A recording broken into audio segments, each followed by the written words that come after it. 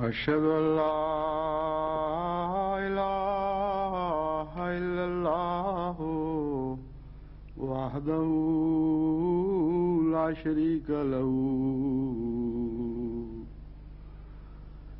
وأشهد أن محمدا عبده ورسوله أما بعد فأعوذ بالله من الشيطان الرجيم بسم الله الرحمن الرحيم الحمد لله رب العالمين الرحمن الرحيم مالك يوم الدين إياك نعبد وإياك نستعين اهدنا الصراط المستقيم صراط الذين أنعمت عليهم غير المغضوب عليهم ولا الضالين.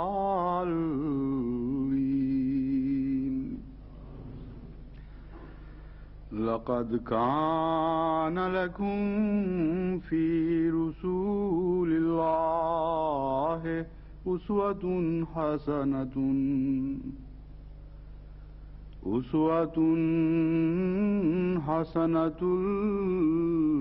لمن كان يرجو الله واليوم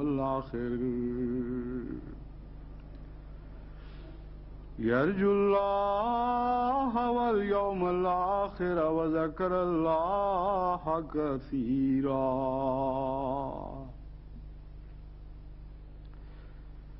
آل عمران. الذين يتبعون الرسول النبي الأمي الذي يجدونه مكتوبا عندهم في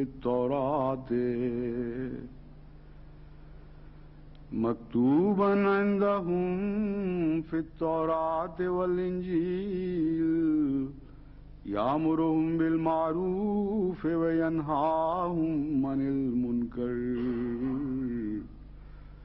ويحل لهم الطيبات ويحرم عليهم الخبائث ويضع عنهم إصرهم والأغلال التي كانت عليهم.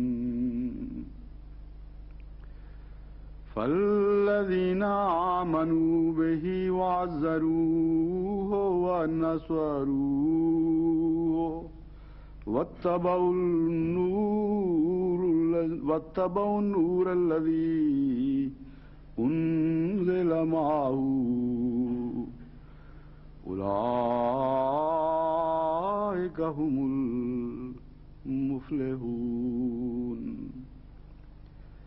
قل يا أيها الناس إني رسول الله إليكم جميعا الذي له ملك السماوات والأرض لا إله إلا هو يحيي ويميت.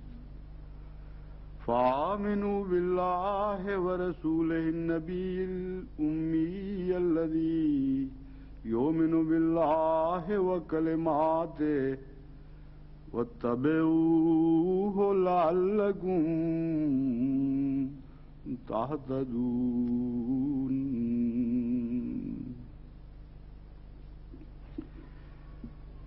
آج کل جماعت احمدیہ کو جو اسلامی عبادات اور شاعر سے روکا جا رہا ہے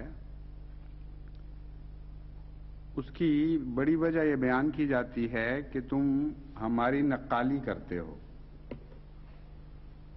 اور ہم تمہیں اپنی نقالی کی اجازت نہیں دے سکتے. یہ کہ میں ایک عجوبہ تصور ہے کہ سارے انسان کی تاریخ میں کبھی ایسا واقعہ اس سے پہلے نہیں ہوا. نقالی کرنے کے جرم میں اگر سزا دی گئی ہے تو صرف ایک مذہب میں یہ واقعہ ملتا ہے.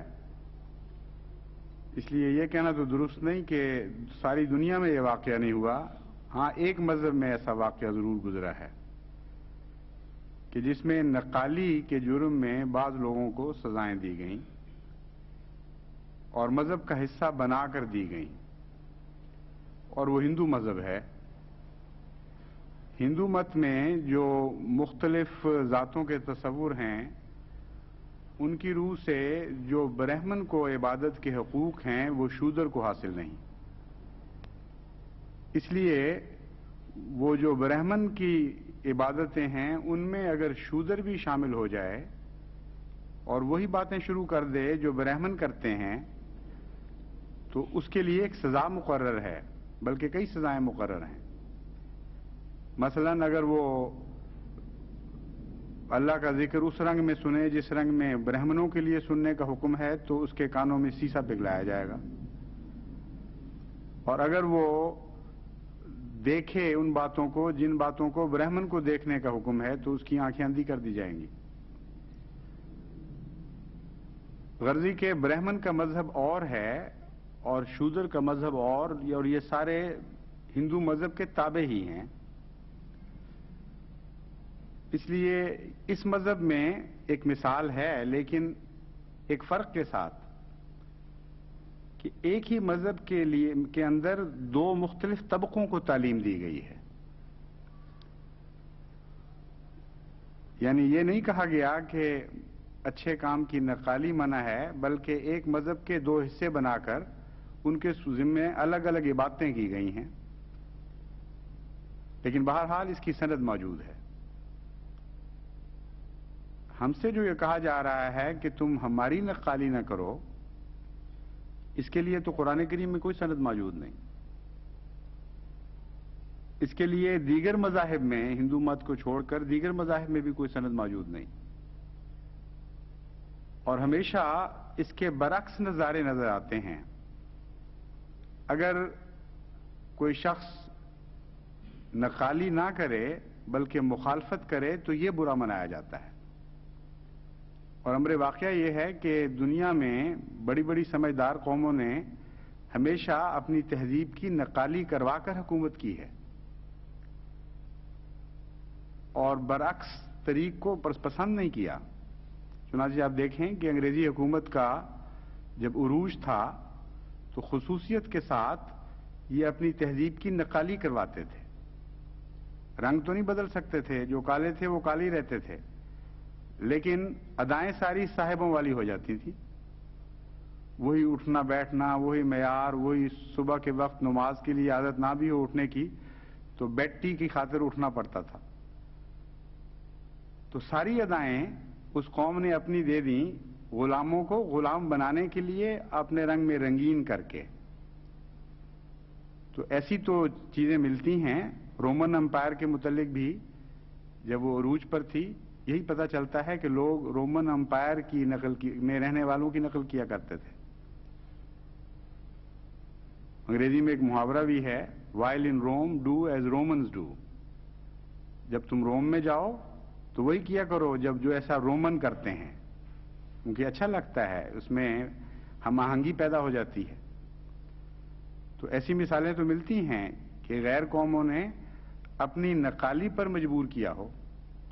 चुनांचे आजकल हिंदुस्तान में हिंदू मजहब के बरखिलाफ बाज मुसलमानों को अपनी नकाली पर मजबूर किया जा रहा है, क्योंकि उन्होंने ये बात सीख ली है मगरबी कौमों से कि जब तहजीब में अपने साथ शामिल कर लो तो कौमें असर के ताबे आ जाया करती हैं। चुनांचे कलकत्ते में खुसूसियत के साथ एक दफा मुझे देखने का मौका मिला। आमतौर पर मुसलमानों की तहबंद और तरह बांधी जाती है और हिंदू और तरह तहबंद बांधते हैं। इसी तरह पगड़ी के अंदाज में भी फर्क है। लेकिन वहां मुझे देखकर ये बड़ा दुख पहुंचा कि मुसलमानों ने हिंदुओं जैसी तहबंद बांधनी शुरू कर दी और उन्हीं की तरह पगड़ियां पहनने लग गए। और जब मैंने पता किया, बाद मुसलमान लीडरों से इस बात पे गुफ्तगू की, तो उन्होंने कहा हमारा भी फायदा है, उनका भी फायदा है। वो पसंद करते हैं इस बात को, क्योंकि हम उन जैसे हो जाएं तो वो समझते हैं कि हमें फिर इस पर कोई एतराज नहीं रहता, हमारा मुआशरा एक हो जाएगा और हमें फवायद हैं। ये जो राह चलते लोग छुरा घोंप देते हैं वो तो नहीं कोई घोंपेगा फिर।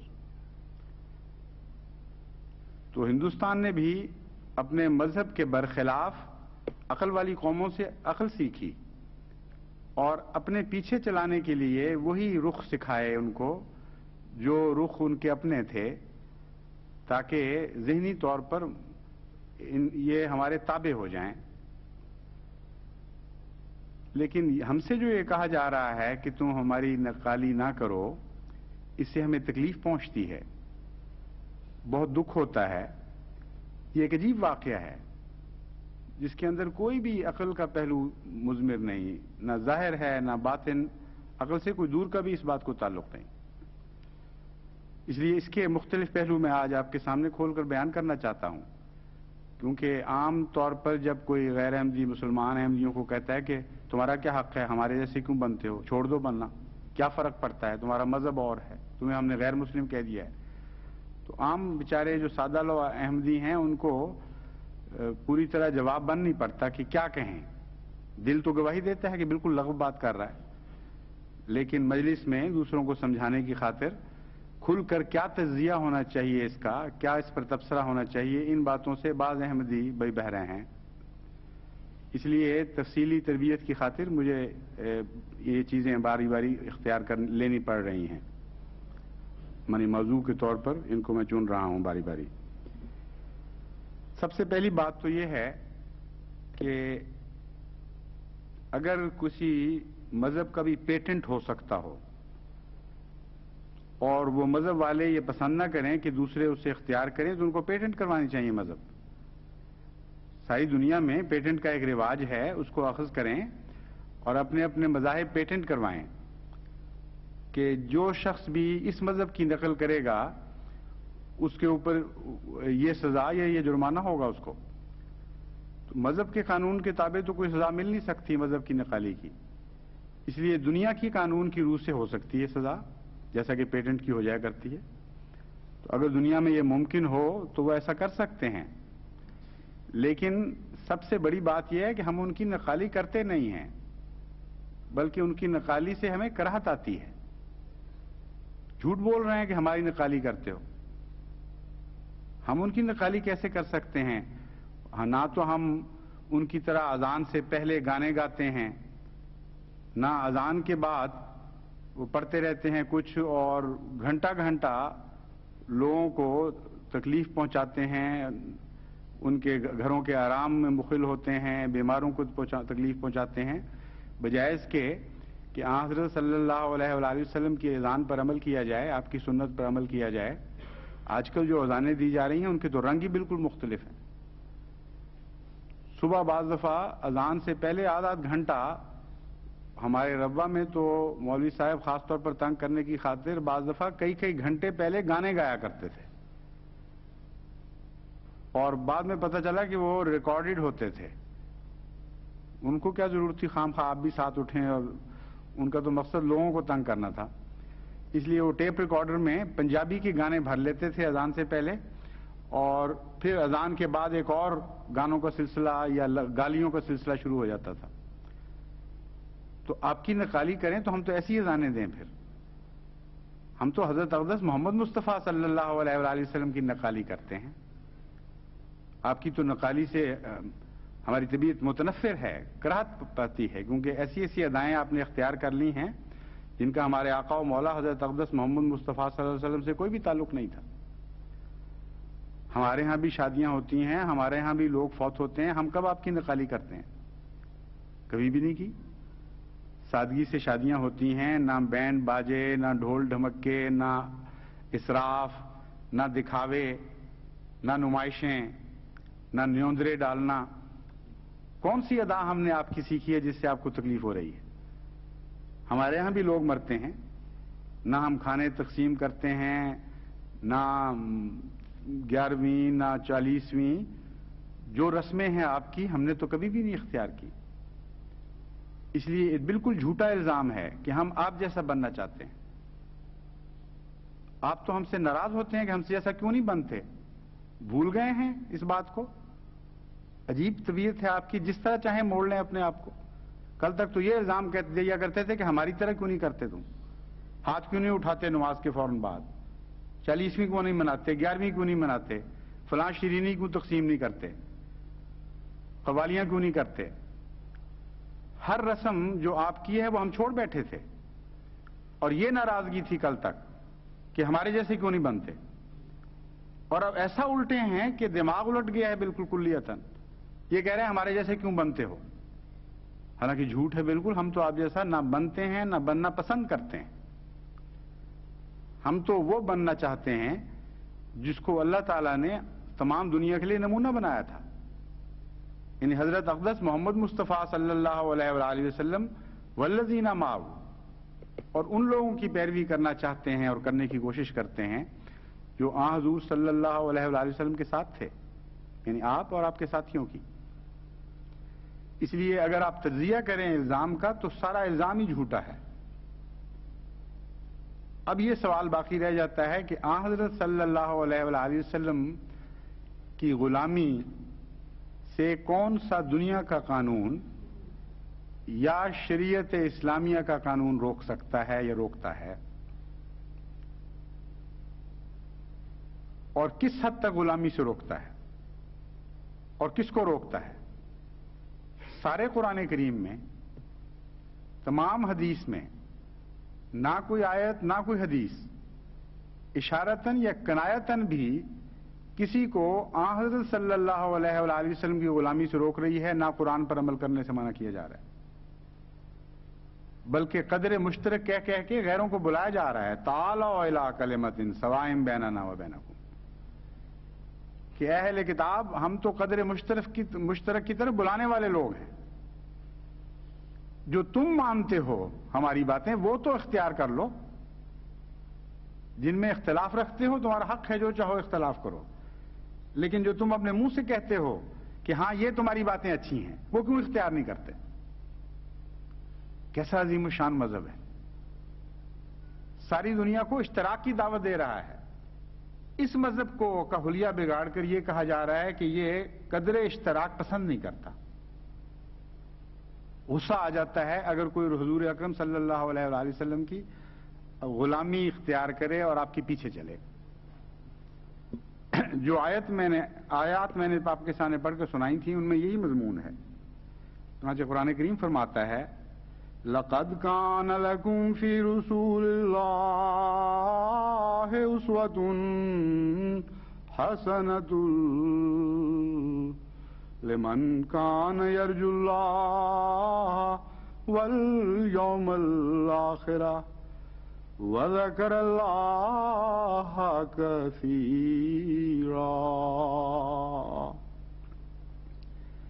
کہ اے لوگو تمہارے لیے اللہ کے رسول یعنی محمد مصطفیٰ صلی اللہ علیہ وآلہ وسلم میں ایک بہت ہی حسین اسوہ بنایا گیا ہے، ایک ایسا خوبصورت نمونہ رکھ دیا گیا ہے کہ اب جو کوئی بھی اللہ کو چاہتا ہے وہ اس اسوے کی پیروی کرے، اور جو یوم آخر کی خواہش رکھتا ہے کہ یوم آخر میں وہ نجات دہندہ شمار ہو، اس کو بھی یہی چاہیے کہ وہ اس اسوے کی پیروی کرے۔ یہاں تو آن حضرت صلی اللہ علیہ وآلہ وسلم کے اسوہ کی پیروی کے لیے نہ مسلمان ہونا شرط قرار دیا گیا، نہ کسی فرقے کی شرط رکھی گئی۔ ایک چیز مذہب کی قدر مشترک جو ہے وہ بیان فرمائی گئی ہے۔ کیسا عظیم کلام ہے، کوئی پہلو نہیں چھوڑتا خیر کا۔ فرمایا من کانا یرجو اللہ لمن کانا یرجو اللہ والیوم الآخر، جو اللہ کو چاہتا ہے اور یوم آخر چاہتا ہے اس کے لیے چارہ نہیں ہے اس کے سوا کہ محمد مصطفیٰ صلی اللہ علیہ وسلم کی پیروی کرے۔ تو جب تک یہ قانون نہ بنائیں کہ اللہ کو چاہنا جرم ہے اور آخرت کے یوم آخرت میں اپنی نجات پانا، نجات ڈھونڈنا جرم ہے، جب تک یہ دو قانون پریسیڈ نہ کریں، پہلے نہ بنائے جائیں، اس وقت تک حضرت محمد مصطفیٰ صلی اللہ علیہ وآلہ وسلم کی غلامی سے کوئی روک ہی نہیں سکتا کسی کو۔ تو آیات پر تبر رکھ کر آپ جو چاہیں کریں، لیکن ہماری گردنیں سے کاٹنے سے پہلے آیات کی گردنیں کاٹنی پڑیں گی، قرآن کریم میں قطر بیوند کرنی پڑے گی، کیونکہ اتنی کھلی کتاب ہے، اتنا واضح کر دیتی ہے اپنے مضمون کو کہ کوئی بھی شک کی گنجائش باقی نہیں چھوڑتی۔ پھر فرماتا ہے ان لوگوں کا ذکر کر کے الذین یتبعون الرسول النبی الامی الذی یجدونہ مکتوبا عندہم فی التوراۃ والانجیل، کہ وہ لوگ جو پیروی کرتے ہیں رسول نبی کی یعنی محمد مصطفیٰ کی جو امی بھی ہے، اور اس کا وہ ذکر پڑھتے ہیں اپنی کتابوں میں، فی التوراۃ والانجیل، تورات میں بھی اور انجیل میں بھی۔ اب الذین یجدونہ مکتوبا عندہم سے مراد صاف پتہ چل رہا ہے کہ اہل کتاب ہیں، کیونکہ مسلمانوں کی دو کتابیں تو نہیں ہیں یہ۔ الذین سے مراد کون ہیں؟ وہ کون لوگ ہیں جو پیروی کرتے ہیں؟ کن کا ذکر چل رہا ہے؟ الذین یجدونہ مکتوبا عندہم فی التوراۃ والانجیل، کہ یہ وہ لوگ ہیں جو تورات اور انجیل میں محمد رسول اللہ صلی اللہ علیہ وسلم کا نام لکھا ہوا دیکھتے ہیں، اور پیشتر اس کے کہ وہ مسلمان ہو جائیں ان کے دل میں حضرت صلی اللہ علیہ وآلہ وسلم کی محبت پیدا ہو جاتی ہے، اور پھر وہ آپ کی پیروی کرتے ہیں، اور اس کے نتیجے میں پھر ایمان ان کو نصیب ہوتا ہے۔ اور حضرت صلی اللہ علیہ وآلہ وسلم ان لوگوں سے کیا سلوک کرتے ہیں، کیا کہتے ہیں ان کو؟ قرآن کریم نے 6 کام بتائے حضرت صلی اللہ علیہ وآلہ وسلم کے۔ جو کوئی بھی حضور اکرم صلی اللہ علیہ وآلہ وسلم کو سے محبت کرنے لگے اور اپنے آپ کو آپ کے حضور پیش کر دے کہ اب جس طرح چاہیں مجھے بنا دیں، میں حاضر ہوں، تو فرمایا امر بالمعروف کرتے ہیں حضور صلی اللہ علیہ وسلم، اچھے نیک کاموں کا حکم دیتے ہیں، اور نہیں عن المنکر کرتے ہیں، برے کاموں سے روکتے ہیں، اور طیبات کو حلال کرتے ہیں، فرماتے ہیں کہ اچھی چیزیں پاکیزہ چیزیں کھایا کرو، اور خبائث کو، گندگی اور بیہودہ چیزوں کو منع فرماتے ہیں کہ یہ چیزیں نہ کھایا کرو، اور بوجھ اتارتے ہیں تمہارے رسم و رواج کے جو بوجھ تم نے اپنے اوپر لاد رکھے ہیں، اور گردنوں کے توق کاٹ کے دور کر دیتے ہیں۔ یہ 6 احسانات ہیں حضرت صلی اللہ علیہ وآلہ وسلم کے، جو آپ کے اسوے میں ملتے ہیں۔ اس کے مقابل پر فرمایا پھر ایمان لے آؤ۔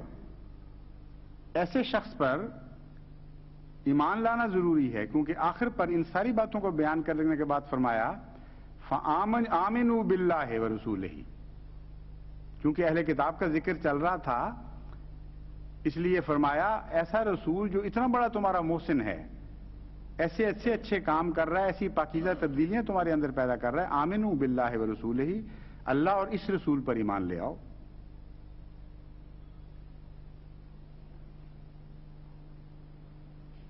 الذی یؤمن باللہ وکلماتہ واتبعوہ لعلکم تہتدون، اس رسول نبی امی پر ایمان لاؤ جو اللہ پر ایمان لاتا ہے خود، اور اس کے کلام پر ایمان لاتا ہے، واتبعوہ، اور اس کی پیروی کرو، لعلکم تہتدون، تاکہ تم ہدایت پا جاؤ۔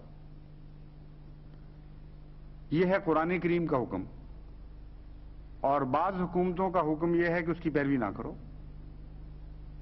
کیونکہ ہمارے نزدیک چونکہ تم مسلمان نہیں ہو، اس لیے ہم یہ حکم دیتے ہیں کہ محمد رسول اللہ صلی اللہ علیہ وسلم کی پیروی نہ کرو ورنہ سزا ملے گی۔ تو آپ کی تو ہم پیروی کرتے ہی نہیں پہلے، نہ ہمیں کوڑی کی پرواہ ہے آپ کی پیروی کی، ہم تو جس کی پیروی کرتے ہیں قرآن میں حکم ہے کہ اس کی پیروی کرو۔ اس لیے یہ دیکھنا پڑے گا کہ اگر پیروی منع ہے تو کس کس جگہ منع ہے، کون کون سی جگہ منع نہیں ہے۔ یعنی حضرت صلی اللہ علیہ وآلہ وسلم جب معروف کا حکم دیتے ہیں، اگر یہ نقالی ہے اور اس سے آپ کو تکلیف ہوتی ہے تو احمدیوں کے لیے پھر یہ جرم ہونا چاہیے کہ وہ سچ بولیں، احمدیوں کے لیے جرم ہونا چاہیے، نہیں عن المنکر فرماتے ہیں رسول اللہ صلی اللہ علیہ وسلم کہ وہ اگر چوری نہ کریں تو یہ جرم ہے۔ جتنی نیکیاں اسلام میں لکھی ہوئی ہیں حضرت اقدس محمد رسول اکرم صلی اللہ علیہ وآلہ وسلم نے اپنی سنت سے کر کے دکھائی ہیں، وہ ساری نقالی ہیں، ان میں سے کون سی ہے جو نقالی نہیں ہے؟ اور جتنی برائیاں منع فرمائی ہیں ان سے بچنا نقالی ہے۔ تو پہلے یہ تو قانون بناؤ کہ پاکستان میں اگر کسی احمدی نے کسی کو گالی نہ دی تو یہ جرم ہوگا، اور اگر کسی احمدی نے کسی کی چوری نہ کی تو یہ جرم ہوگا، اگر قتل نہیں کرے گا تو جرم ہوگا، اگر ڈاکہ نہیں ڈالے گا تو جرم ہوگا، اگر غریبوں کی حق تلفی نہیں کرے گا تو جرم ہوگا، اگر شراب نہیں پیے گا تو جرم ہوگا، اگر سور نہیں کھائے گا تو جرم ہوگا، اگر وہ لوگوں کو حرام نہیں کھلائے گا تو جرم ہوگا۔ ہر نیکی کو قانوناً الٹانا پڑے گا آپ کو، کیونکہ یہ نیکیاں ہم نے حضرت محمد مصطفیٰ صلی اللہ علیہ وآلہ وسلم سے سیکھی ہیں، اور قرآن فرما رہا ہے کہ آپ سے ہی سیکھو گے تم۔ آئندہ کے لیے ہر خیر کا پیمانہ آن حضور کے خم خانے سے ملے گا۔ اس لیے جب باہر کچھ رہا ہی نہیں تو نقالی کے بغیر چارہ ہی کوئی نہیں ہے۔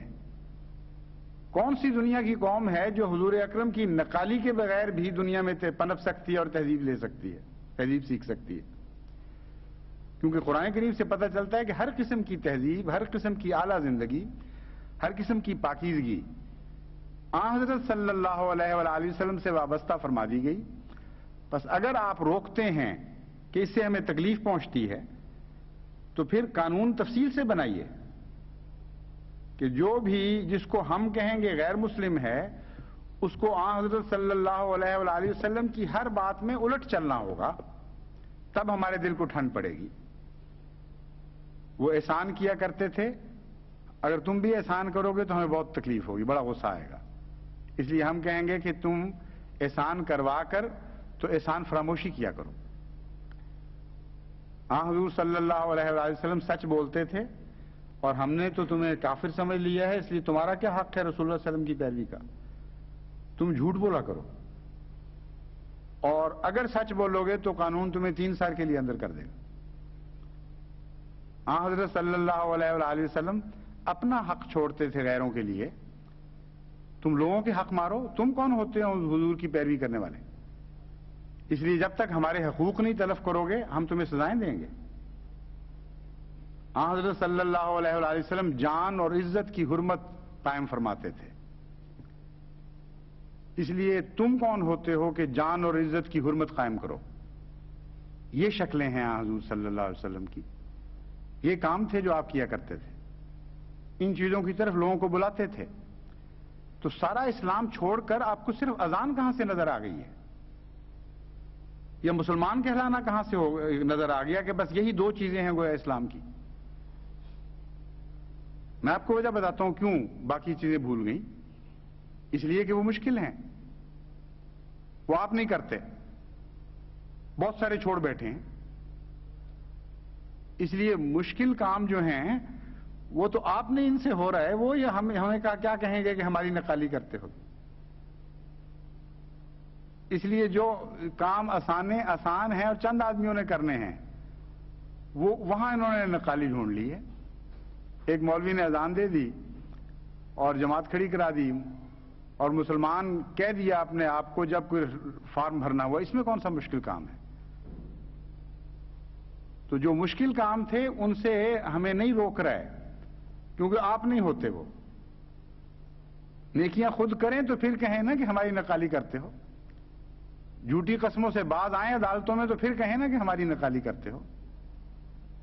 ظلم اور سفاکی اور لوگوں کے اموال لوٹنا اور ہر روز قتل و غارت اور چوریاں اور ڈاکے، یہ سارے کام ہو رہے ہیں اس ملک میں جہاں احمدی غیر مسلم ہیں، اور بڑی کثرت سے ہو رہے ہیں۔ تو ان سب کاموں میں ہمیں کیسے روکیں گے؟ کیونکہ اگر وہ روکیں گے تو آپ تو کر نہیں رہے، نقالی کس بات کی ہوگی پھر؟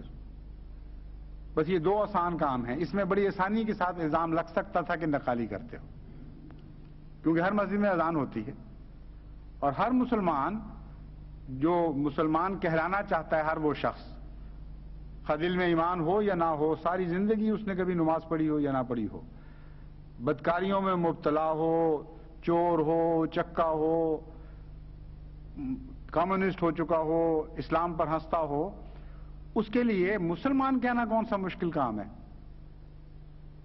اور اگر اس کے دل میں کوئی تقوی ہی نہیں ہے تو حضرت مسیح موعود علیہ الصلوۃ والسلام کا انکار کرنا اس کے لیے کون سا مشکل ہے؟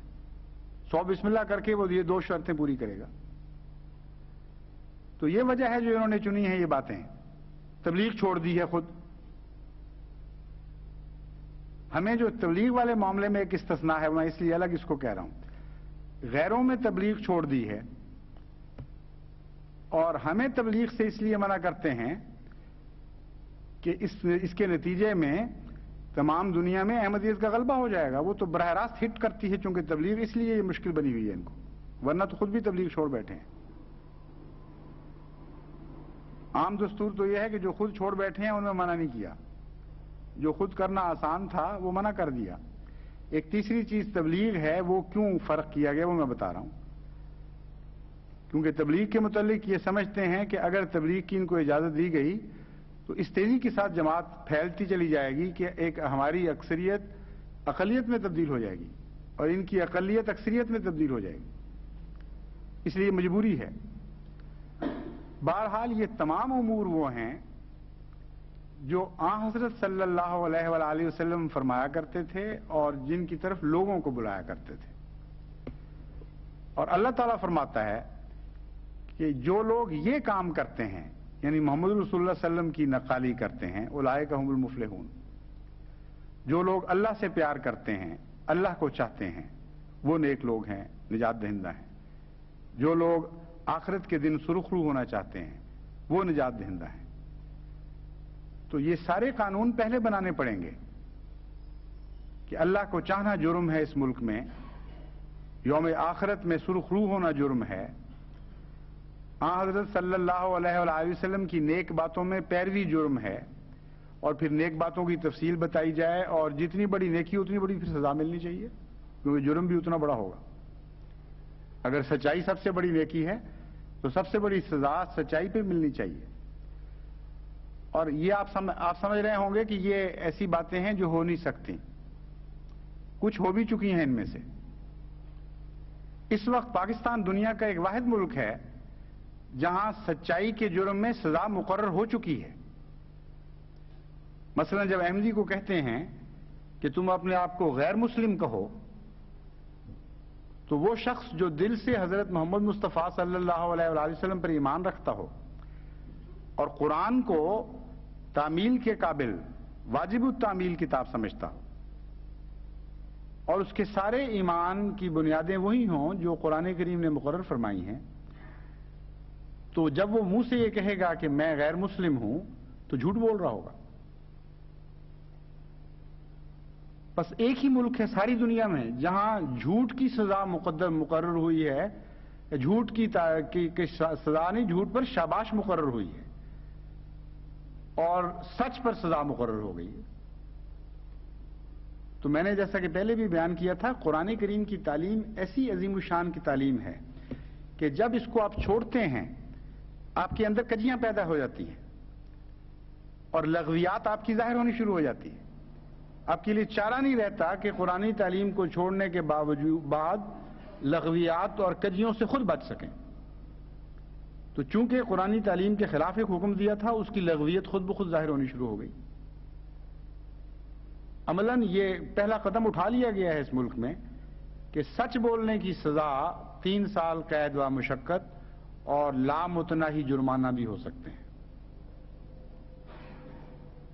سچ اور جھوٹ کی تعریف اس کے سوا ہو ہی نہیں سکتی کہ جو انسان سمجھتا ہو اس کے خلاف بیان دے.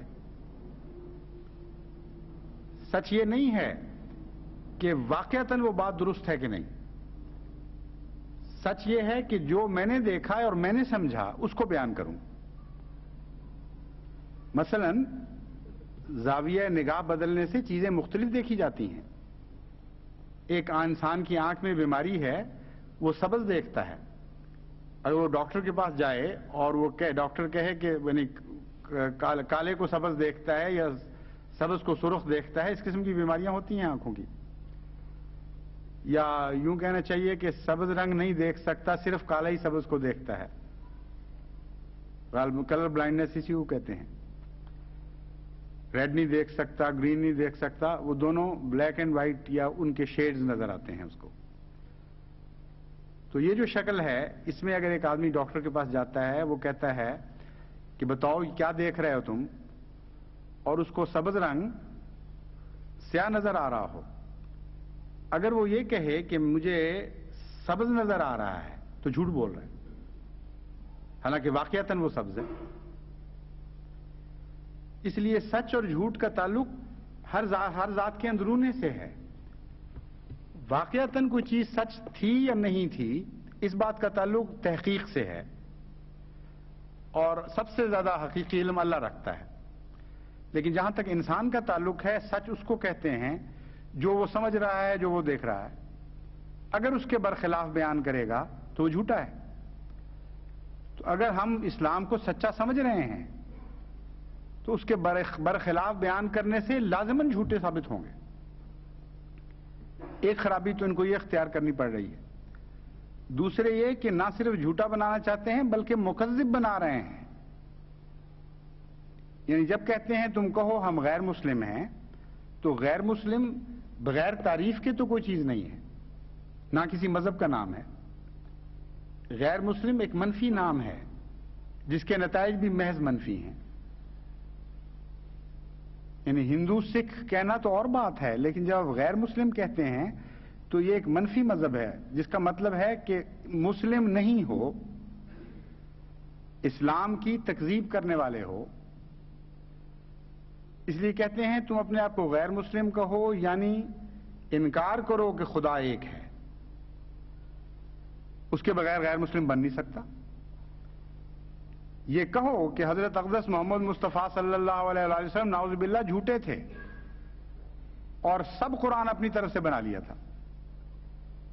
یہ کہو کہ فرشتوں کا کوئی وجود نہیں ہے، نہ جنت جہنم حق ہیں، یوم آخرت سب قصوں کی باتیں ہیں، اور یہ کہو کہ یہ قرآن کیا حقیقت رکھتا ہے، کچھ بھی اس کے معنی نہیں۔ یہ ساری باتیں کہو تب غیر مسلم بنتے ہو۔ اور جب وہ ہمیں کہتے ہیں غیر مسلم کہو اپنے منہ سے، تو صرف یہ نہیں کہتے کہ تم جھوٹ بولو اپنے لیے، وہ کہتے ہیں ان سب سچوں کی تکذیب بھی کرو، ساتھ کاذب بھی بنو، مکذب بھی بنو۔ یہ قانون بنا ہے اس وقت ملک میں۔ کیسے ممکن ہے کہ کوئی احمدی جھوٹ بولے اور پھر مکذب بھی بن جائے؟ لیکن کہتے یہ ہیں کہ ہمیں تکلیف ہوتی ہے۔ یعنی تم اگر کہو میں مسلمان ہوں تو عوام الناس اس سے یہ نتیجہ نکالیں گے غلطی سے بیچارے کہ تم کہہ رہے ہو اللہ ایک ہے، اور تمہارا یہ کہنا کہ اللہ ایک ہے کتنی تکلیف دے گا لوگوں کو۔ کہتے ہیں ہمارے دلوں میں تو آگ لگ جاتی ہے اس بات سے، ہمارا تو اتنا ہمیں تکلیف ہوتی ہے کہ ہمارا دل چاہتا ہے کہ اپنی سینوں کی آگیں تمہارے گھروں میں منتقل کر دیں، اور پھر ہم کرتے بھی ہیں۔ یعنی غیر احمدی علماء کا یہ ہے اصل دعویٰ، کہتے ہیں دیکھ لو ہم سارے پاکستان میں تقریریں کر رہے ہیں کہ ان کے گھروں کو آگ لگا دو، جب تک یہ اپنے آپ کو غیر مسلم نہ کہیں۔ تو گویا سینے کے اندر وہ آگ جو تم نے بھڑکا دی ہے اللہ کو ایک کہہ کر، وہ تو بجھ ہی نہیں سکتی جب تک تمہارے گھروں کو ہم آگ نہ لگا دیں۔ تم کہتے ہو حضرت اقدس محمد مصطفیٰ صلی اللہ علیہ وآلہ وسلم سچے ہیں اور واجب التعمیل ہیں، ان کی پیروی کرنا ضروری ہے۔ کہتے ہیں اتنا بڑا ظلم، ہمیں تو بڑی سخت تکلیف ہوتی ہے کہ کوئی شخص کہے رسول اللہ صلی اللہ علیہ وسلم سچے۔ اس لیے جب تک جھوٹا نہیں کہو گے ہمارے دل کو ٹھنڈ نہیں پڑے گی۔ قرآن کو جھوٹا کہو، فرشتوں کو جھوٹا کہو، یوم آخرت کو غلط کہانی بیان کرو، پھر ہم کہیں گے ہاں الحمدللہ اب تم ہمارے بھائی ہو، اب تمہیں ہم سارے حقوق دیتے ہیں جو پہلے تم سے ہم نے چھین لیے تھے۔ تو قرآن کریم کو چھوڑ کر جب آپ کوئی طریق اختیار کرتے ہیں تو ہر چیز الٹ جایا کرتی ہے۔ اس کو کہتے ہیں کتاب کا کمال، کہ کھیلنے نہیں دیتی اپنے آپ سے۔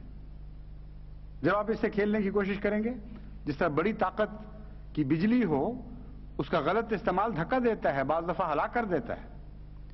تو قرآن تو اتنی قوی کتاب ہے، اس کے قانون کے مطابق آپ اس کو استعمال کریں تو ایک عظیم الشان طاقت ہے۔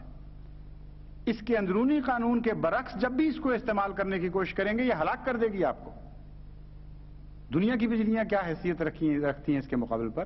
یہ تو وہ کلام ہے کہ اگر پہاڑ بھی جرت کریں اور بڑی بڑی دنیا کی عظمتوں کے پہاڑ بھی ہوں، یعنی بڑی بڑی قومیں ہوں، تو ان کو بھی یہ قرآن پارا پارا کر سکتا ہے ایک جھٹکے میں، اگر غلط استعمال کریں گے تو یہ ہو رہا ہے اس وقت کہ قرآن کریم کی تعلیم کو نہ سمجھنے کے نتیجے میں ہر بات الٹ چکی ہے، ہر بات بے معنی اور لغو ہو گئی ہے، اور جو چیزیں اچھی لگنی چاہیے وہ بری لگنے لگ گئی ہیں، جو بری لگنی چاہیے وہ اچھی لگنے لگ گئی ہیں۔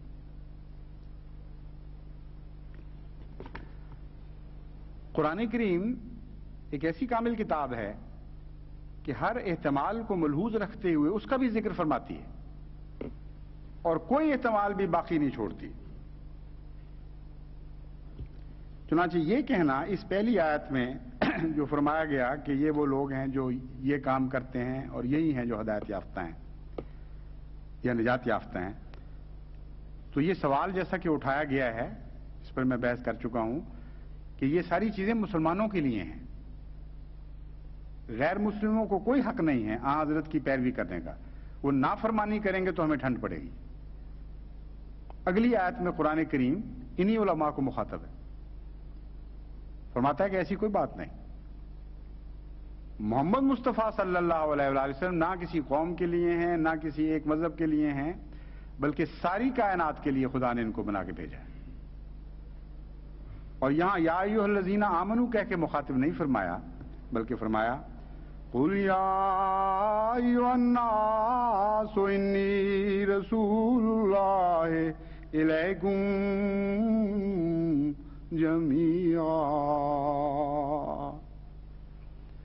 جميعا الذي له ملك السماوات والأرض لا إله إلا هو يحيي ويميت.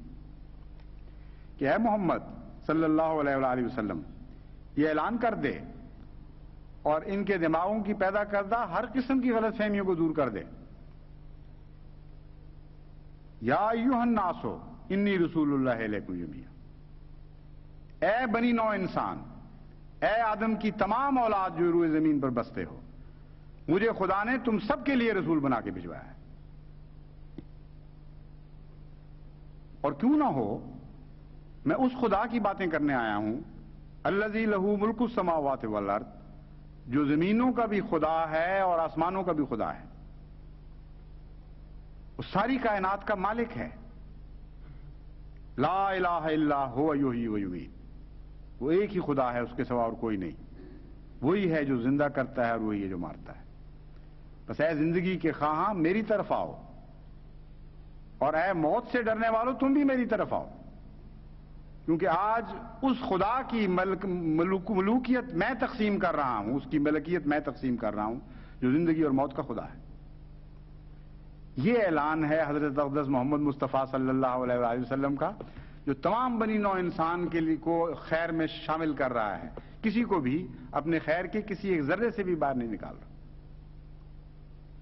تو اگر کوئی توہمہ دل میں تھا بھی، کوئی وہم باقی بھی تھا کہ شاید یہ ساری اچھی باتیں ان لوگوں کے لیے ہیں جن کو ہم مسلمان سمجھتے ہیں، تو اللہ نے فرمایا نہیں، یہ تو سارے انسانوں کے لیے ہیں.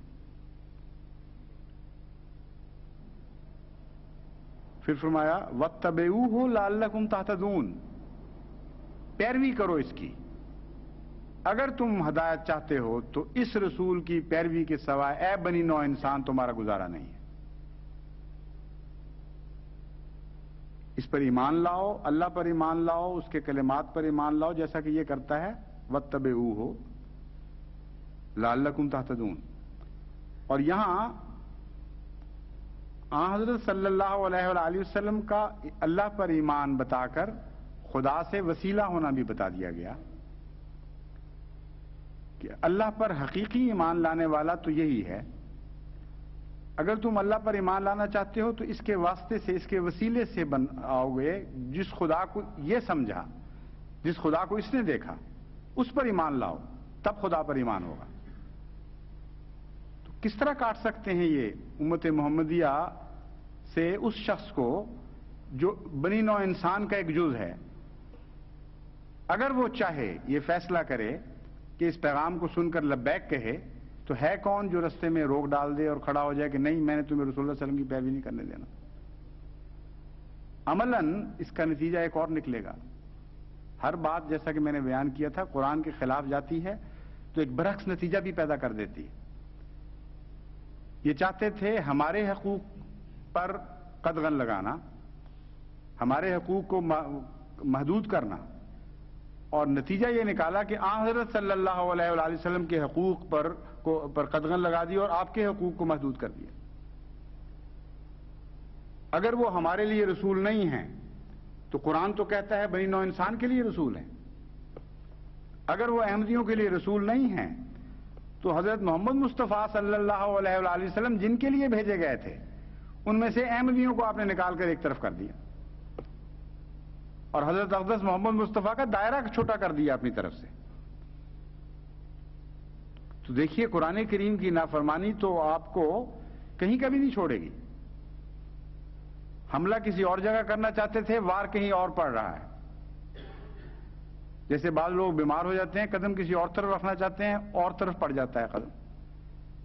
تو مخبوط الحواس ہو جاتے ہیں وہ لوگ جو قرآن کریم کی تعلیم اور اس کی روح کو چھوڑ کر پھر کوئی اقدام کرنے کی کوشش کرتے ہیں.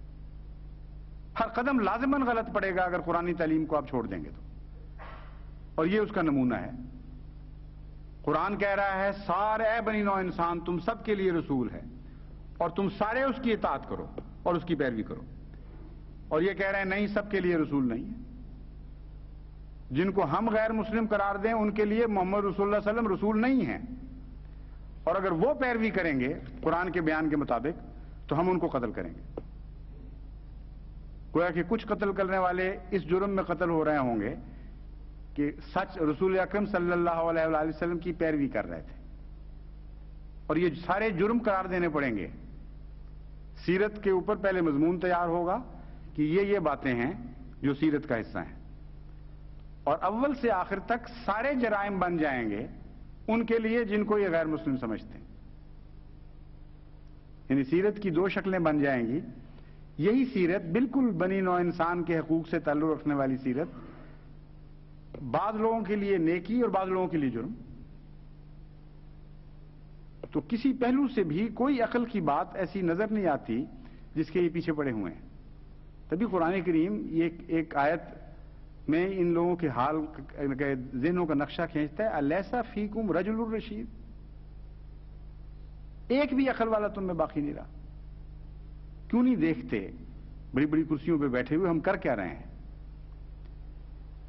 بہرحال جہاں تک جماعت احمدیہ کا تعلق ہے وہ تو حضرت اقدس محمد مصطفیٰ صلی اللہ علیہ وآلہ وسلم کا دامن نہیں چھوڑے گی. اور یہ جو لوگ کہتے ہیں کہ میں بار بار کہتا ہوں بڑی شدت اور قوت کے ساتھ کہ لازماً ہم جیتیں گے، کیوں کہتا ہوں؟ اس لیے کہ اب یہ حضرت اقدس محمد مصطفیٰ صلی اللہ علیہ وآلہ وسلم پر حملہ کر رہے ہیں اور قرآن پر حملہ کر رہے ہیں. جس تعلیم سے ہمیں روکتے ہیں وہ قرآن کی تعلیم ہے. جس سنت سے ہمیں باز رکھنے کی کوشش کر رہے ہیں وہ محمد مصطفیٰ صلی اللہ علیہ وآلہ وسلم کی سنت ہے. اور یہ وہ دو ایسی چیزیں ہیں جن کی خدا سب سے زیادہ غیرت رکھتا ہے. ناممکن ہے کہ قرآن پر حملہ کرنے دے خدا ان کو اور چھوڑ دے خالی، اور سنت محمد مصطفیٰ صلی اللہ علیہ وآلہ وسلم پر حملہ کرنے دے اور باز پرس نہ فرمائے. اس لیے ان کا معاملہ تو اب براہ راست خدا سے ٹکر کا معاملہ بن چکا ہے. جہالت کی حد ہے کہ قرآنی تعلیم پر عمل کرو گے تو ہمیں غصہ آئے گا. حضرت صلی اللہ علیہ وآلہ وسلم کی غلامی کا دم بھرو گے تو ہمیں اتنی تکلیف ہوگی کہ جب تک تمہیں مار نہ لیں، تمہیں قتل نہ کر لیں، تمہیں انسانی حقوق سے محروم نہ کر لیں، ہمارا سینہ ٹھنڈا نہیں ہوگا. یہ شکل بن چکی ہے اب. تو اللہ فضل فرمائے جو قوم کی موجودہ حالت ہے یہ بہت ہی خطرناک ہے، اور مظالم میں بڑھتے چلے جاتے ہیں، رکتے نہیں ہیں کسی جگہ. مثلا میں نے آپ کو سنایا تھا باجوہ صاحب وغیرہ کا قصہ کہ کس قدر ان پر ظلم ہوا. یعنی بوڑھے بزرگ گھروں میں بیٹھے ہوئے اس جرم میں ان کو پکڑ کے گھروں سے نکالا گیا کہ آپ ایک مولوی کو اغوا کرنے کی کوشش میں شامل تھے. ان کی عمریں دیکھو، ان کا مقام دیکھو، ان کا سابقہ ریکارڈ دیکھو. تمام دنیا کی پولیس میں سے جو جاہل سے جاہل لوگ بھی ہیں وہ بھی ان باتوں کا خیال رکھتے ہیں. لیکن ایک توقع تھی انصاف کی کہ شاید عدالتوں میں انصاف مل جائے. اب ان کی حالت یہ ہے کہ ہائی کورٹ نے کل ضمانت یہ کہہ کر مسترد کی ہے کہ ہمیں حکومت کی طرف سے حکم آیا ہے کہ ہم اس مقدمے کو تم سے لے کر فوجی عدالت میں دینا چاہتے ہیں، اس لیے تم بااختیار ہی نہیں ہو کسی ضمانت کو قبول کرنے. یعنی صاف معلوم ہوتا ہے کہ اس مقدمے میں کچھ بھی نہیں ہے، جھوٹ ہی جھوٹ ہے. لیکن یہ فیصلہ کر چکے ہیں کہ ہم نے ظلم سے باز نہیں آنا. اس لیے کب تک خدا ان کو ظلم کی اجازت دیتا ہے یہ تو ہم نہیں کہہ سکتے، لیکن ہر قدم صفاقی کی طرف اٹھ رہا ہے یہ ہم کہہ سکتے ہیں. اور کب اللہ تعالیٰ کی طرف سے وہ تقدیر ظاہر ہوگی جو مجرموں کے حق میں ہمیشہ ظاہر ہوا کرتی ہے یہ بھی ہم نہیں کہہ سکتے. لیکن یہ جانتے ہیں کہ جب تک اللہ ہمیں آزمائے گا ہم صبر کا دامن ہاتھ سے نہیں چھوڑیں گے اور مسلمین کہتے ہوئے جان دیں گے، راضی برضا رہتے ہوئے اپنا سب کچھ لٹائیں گے. ایک بھی ایسا احمدی نہیں ہوگا انشاءاللہ تعالی جو خدا تعالیٰ پر شکوہ کرتا ہوا مر رہا. وہ مالک ہے، لہو ملک السماوات والارض، ہم تو اس پر ایمان لائے ہیں. اس لیے جب تک چاہتا ہے اپنے بندوں کو آزمائے گا، ہم انشاءاللہ تعالی غلامی کی ساری شرطیں پوری کریں گے. یہ بات کبھی نہ چھوڑیں اپنے ہاتھ سے. صبر حضرت اقدس محمد مصطفیٰ صلی اللہ علیہ وآلہ وسلم سے سیکھیں، اور جس طرح آپ نے صبر کیا ہے ویسا صبر کریں. اس صبر کے دوران کئی لوگ ہیں جو مظلومی کی حالت میں مرے تھے، کتنے ہی تھے جو تکلیفیں برداشت نہ کر کے جان دے گئے پیشتر اس کے کہ فتح مکہ ہوتی. امر واقعہ یہ ہے کہ آن حضرت صلی اللہ علیہ وآلہ وسلم کی زندگی کے تقریباً تمام دن ہی صبر میں گزرے ہیں. فتح مکہ کے بعد تو 1 سال صرف آپ زندہ رہے اس دنیا میں اور پھر جلد وصال ہو گیا. اور مدینہ کا دور بھی تو مظلومیت کا دور تھا. ادھر سے حملے ہو رہے تھے غیروں کی طرف سے، ادھر سے گھر کے اندر یہودی ریشہ دیوانیاں کرتے تھے، کہیں زہر دیا جاتا تھا، کہیں چکی کے پاٹ پھینکے جاتے تھے اوپر سے، کہیں مسلمان عورتوں کی بےعزتیاں کی جاتی تھیں اور دکھ دیا جاتا تھا حضور صلی اللہ علیہ وسلم کو. تو ساری زندگی دکھوں میں کٹی. آخری جو 1 سال یا 1.5 سال کی زندگی ہے وہ ہے جس کو آپ کہہ سکتے ہیں کہ یہ امن کا دور آیا تھا. لیکن کلیتاً امن کا وہ بھی نہیں تھا، کیونکہ بہت سے بعض غزوے اس کے بعد ہوئے ہیں اور ہر طرف سے بے اطمینانی کی خبریں بھی ملتی تھیں. تو اسوہ رسول کو اگر آپ سختی سے پکڑ لیں، یعنی بڑی مضبوطی کے ساتھ اس پر کار بند ہو جائیں، تو پھر آپ کا کوئی بگاڑ نہیں سکے گا. ہم میں سے بعض ایسے بھی ہوں گے جو بیچارے فتح کی تمنا لیے ہوئے اس دنیا سے رخصت ہو جائیں گے، مگر مرتے وقت ان کو راضی برضا رہنا چاہیے اور ان کی ان نیکیوں کے بدلے، ان کی ان بھلائیوں کے صدقے ایسی نسلیں آنے والی ہیں جو فتح میں آنکھیں کھولیں گی اور وہ سوچ بھی نہیں سکیں گی کہ ہمارے ماں باپ نے کیسی دردناک قربانیاں دی تھیں اس فتح کے لیے. اس لیے یہ تو بہرحال ہوگا کہ جس شخص نے قرآن پر ہاتھ ڈالا ہے وہ لازماً ہاتھ کاٹا جائے گا. جس نے محمد مصطفیٰ صلی اللہ علیہ وآلہ وسلم کے فیض کو محدود کرنے کی کوشش کی ہے اس کے فیض کے چشمے سوکھیں گے. محمد رسول اللہ علیہ وسلم کے فیض کے چشمے کو کوئی سکھا نہیں سکتا. اس لیے لازماً ان کے مقدر میں حسرتناک شکست ہے، اس کے سوا کچھ نہیں. یہ یقین آپ رکھیں، کیونکہ اس کے لیے ساری تاریخ ہمیں بتا رہی ہے کہ ایسا ہی ہوتا ہے، ایسا ہی ہوگا. ہاں چند آدمی بیچارے جو پہلے وفات پا جائیں یا ان کے دکھوں کی تاب نہ لا کر جانے دے دیں، ان کا معاملہ ان کے خدا کے ساتھ ہے. میں تو صرف اتنا کہہ سکتا ہوں، ایک سانس بھی مرتے وقت تک احمدی کا ناشکری کا نہیں ہونا چاہیے. راضی برضا رہتے ہوئے، ہنستے ہوئے اپنے رب سے مخاطب کرتے ہوئے جان دے کہ اے خدا میں تیرے بندوں کی طرح رہا، تیرے بندوں کی طرح جان دے رہا ہوں، تو مجھے اپنے بندوں میں لکھ لے اور آج مجھ سے وہ پیار کا سلوک فرما جس کا تو نے قرآن میں وعدہ دیا تھا. اے میرے بندو، تم نے بندگی کا حق ادا کر دیا، فادخلی فی عبادی وادخلی جنتی، آؤ اب میرے بندوں کی جنت میں داخل ہو جاؤ جو میری جنت ہے.